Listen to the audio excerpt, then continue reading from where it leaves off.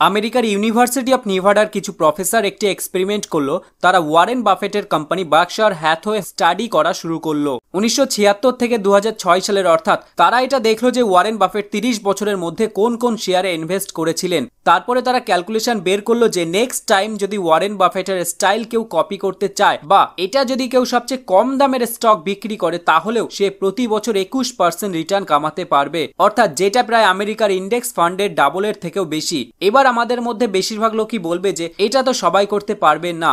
আমারও এটা মনে হয়েছিল, কিন্তু আমি যখন মনীষ পাবরায়ের লেকচার শুনছিলাম তখন আমার চিন্তা ভাবনা কমপ্লিটলি চেঞ্জ হয়েছিল। কারণ তিনি যত ভালো ভালো ইনভেস্টার আছে তাদের ক্লোন করতে শুরু করেন, অর্থাৎ তাদের নকল করা শুরু করেন। তিনি ঠিক কোন থিওরির মাধ্যমে তাদেরকে ক্লোন করে সেটাও স্পেসিফাই করে জানিয়েছিলেন, যেটা আমরা এই ভিডিওতে দেখব।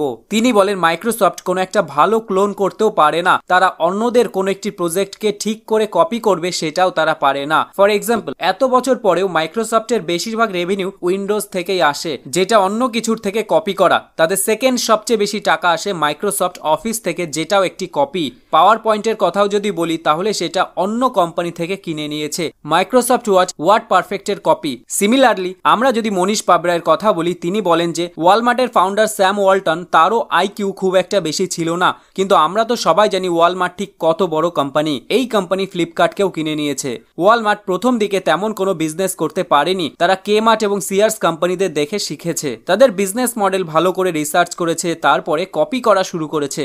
একটা ইন্টারেস্টিং উদাহরণ হলো ম্যাকডোনাল্ডসের। ম্যাকডোনাল্ডস একটি ফুল ফোর্সড টিম আছে যারা রিসার্চ করে, অর্থাৎ নেক্সট ম্যাকডোনাল্ডের দোকানটি কোন জায়গায় খোলা উচিত যাতে করে তাদের ম্যাক্সিমাম প্রফিট আসে। কিন্তু বার্গার কিং এর কাছে মাত্র দুজন লোক আছে যারা এটা ডিসাইড করে যে বার্গার কিং এর নেক্সট দোকান কোন জায়গায় ওপেন করা উচিত। কারণ বার্গার কিং এর এই দুজন ব্যক্তি ম্যাকডোনাল্ডস এর দিকে তাকিয়ে থাকে, তারা এটা দেখে যে ম্যাকডোনাল্ডস কোন লোকেশনে দোকান খুলছে, আর তারা এটা ডিসাইড করে যে ম্যাকডোনাল্ডস এর ঠিক পাশেই বার্গার কিং এর দোকান হবে। একই সময় মনীষ পাবরায়ের এটা মনে হলো যে ডেটা যখন এতটাই ক্লিয়ার তখন সবাই ক্লোন কেন করছে না। এই কারণে তিনি টম পিটার্সের বই পড়েন। সেখানে একটা স্টোরি ছিল দুই বন্ধুর যাদের পেট্রোল পাম্প ছিল রাস্তার দুপাশে। একটি পেট্রোল পাম্পের মালিক 2-1 ঘন্টার জন্য পেট্রোল পাম্প ছেড়ে অন্য জায়গায় যেত এবং সেখানে থাকা গাড়ির মালিকদের কাছে জিজ্ঞেস করত যে স্যার, আমি কি আপনার গাড়িটা পরিষ্কার করে দিতে পারি? এটা দেখে অন্য পেট্রোল পাম্পের মালিক বলতে থাকলো যে এটা কি বোকামির কাজ, এ তো সব গাড়ির কাজ পরিষ্কার করতে পারবে না, তাহলে সবাইকে কেন বলছে? কিন্তু যেটা হতো, এই পেট্রোল পাম্পের মালিক যেই গাড়িগুলির কাজ পরিষ্কার করে দিয়েছিল সেই গাড়িগুলির মালিক এই পেট্রোল পাম্পের কাছে লয়াল কাস্টমারে পরিণত হয়েছিল, যে কারণে তারা অন্য পেট্রোল পাম্পে কখনোই যেত না। মনীষ পাবরায় বলতেন, যখন আমি আইটি কোম্পানি চালাতাম তখন আমারই এমপ্লয়ি আমাকে ভয়ে ভয়ে এসে বলতো আমি এই চাকরি ছাড়ছি কারণ আমি বিজনেস শুরু করব আর আপনার সাথে কম্পিট করব। মনীষ পাবরায় তখন বলেন, হ্যাঁ তুমি বিজনেস খোলো আর আমি তোমাকে সমস্ত কিছু দিয়ে সাহায্য করব যেগুলো তুমি আমার বিজনেস সম্পর্কেও জানো না। মনীষ পাবরায় সেই এমপ্লয়িকে কমপ্লিট বিজনেস স্ট্র্যাটেজি দিয়ে দিলেন, কিন্তু ওই এমপ্লয়ি কোনোদিনই তাকে কপি করতে পারেনি। অ্যাকচুয়ালি এটা হয় না, তার কারণ কোনো কিছু যখন আমরা কপি করি তখন মাথার মধ্যে এটা চলতে থাকে যে এটা নিয়ে আমাদের কেউ যদি খোটা দেয় বা অপমান করে তখন। কিন্তু আপনি যদি খেয়াল করে দেখেন, বড় বড় কোম্পানি সমস্ত কোম্পানিকে কপি করছে। ফর এক্সাম্পল, প্রথমে টিকটক, তারপরে Instagram reels, YouTube shorts, Facebook reels সমস্ত কিন্তু কপি করা। তাহলে বড় বড় কোম্পানি যদি কপি করতে পারে তাহলে আপনি কেন পারছেন না? এরপরে মনীষ পাবরায় বলেন যে অন্যরা যদি কপি না করে তাহলে আমি খুব সহজেই ওয়ারেন বাফের স্ট্র্যাটেজি কপি করে নেব।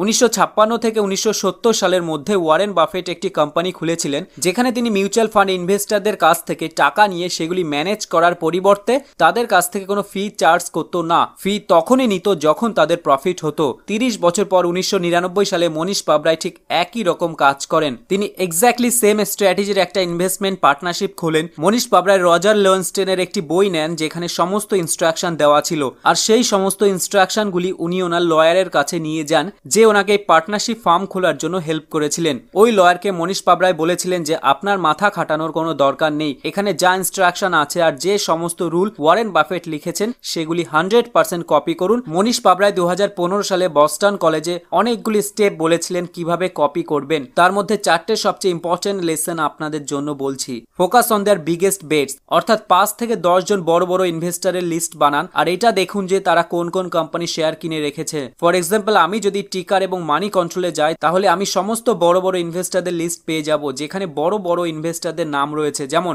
অনিল কুমার গোয়েল, মনীষ পাবরায়, মুকুল আগরওয়াল, রাধাকৃষ্ণ দামানি, রাকেশ ঝুনঝুনওয়ালা, বিজয় কেডিয়া, আরো অনেকে। এবার ধরুন যদি যদি আমি বিজয় কেডিয়া প্রোফাইলে ক্লিক করি তাহলে আমি এখানে দেখতে পাচ্ছি যে উনি কোন কোন কোম্পানিতে ইনভেস্ট করেছেন। For example, Atul Auto Limited, Elecon Engineering Company Limited, Innovators Facade Systems Limited, Repro India Limited etcetera. অনেক কোম্পানিতে ইনভেস্ট করেছেন। এবার ওনার পোর্টফোলিওতে অনেক কোম্পানি আছে, কিন্তু মনীষ পাবরায় বলেন যে যদি আপনাদের ওনাকে কপি করতে হয় তাহলে ওনার পোর্টফোলিওর সবার প্রথম 3 থেকে 4টি কোম্পানি শেয়ার কেনা উচিত, যেগুলো ওনার পোর্টফোলিওর পরিমাণের দিক থেকে সবচেয়ে বেশি।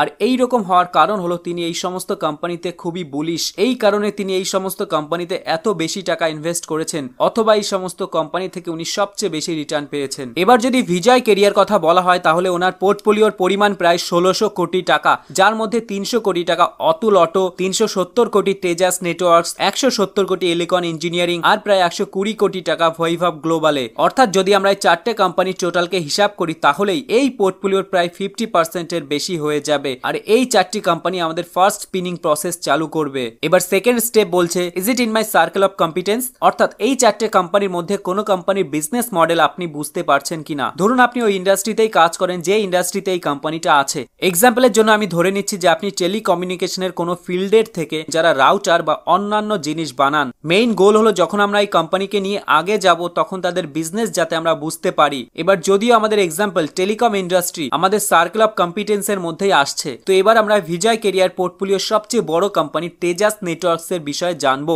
তারপরে আমরা তাতে ইনভেস্ট করার চেষ্টা করব। থার্ড স্টেপ বলে যে calculate what is it worth, অর্থাৎ এই বিজনেসের অ্যাকচুয়াল ভ্যালু কত হওয়া উচিত। এবার এটার জন্য 3টে পদ্ধতি আছে, PE analysis, PEG ratio, DCF etcetera. যদি আপনি এই বিষয়ে কিছু না জানেন তাহলে এই সমস্ত বিষয় ইউটিউবে আগে থেকেই অনেক ভিডিও অ্যাভেলেবেল আছে যেগুলো আপনি দেখতে পারেন। ডিসিএফ বা ডিসকাউন্টেড ক্যাশ ফ্লো অ্যানালাইসিস এর জন্য আমি দেখছিলাম অনেক ক্যালকুলেটর অ্যাভেলেবেল আছে, যেগুলো আপনি যদি চান তাহলে ব্যবহার করে দেখতে পারেন। এই সমস্ত ক্যালকুলেশনস করে তবেই আপনি অ্যানালাইসিস করুন যে কোন স্টকে আপনার ইনভেস্ট করা উচিত। এরপরে আসে ফোর্থ স্টেপ, যেটা বলে divide the above worth by 2, অর্থাৎ শেয়ারের ভ্যালু যেটা 3 নম্বরের স্টেপে আছে সেটাকে আমরা 2 দিয়ে ভাগ করে দেব। এই কনসেপ্টটাকে মার্জিন অফ সেফটি বলে। অর্থাৎ থার্ড স্টেপে যদি আমাদের দ্বারা কোনো ভুল হয়েও যায় তাহলেও আমাদের ইনভেস্টমেন্ট সেফ থাকবে। সবশেষে একটা কথাই বলতে চাই, আপনি যেখানে ইনভেস্ট করেন না কেন নিজে আগে রিসার্চ করুন। অন্যদের কপি করছেন ঠিক আছে, এমন অনেক কেস দেখা গেছে যেখানে ভালো ভালো বড় বড় ইনভেস্টররাও পুরোপুরি ডুবে গেছে।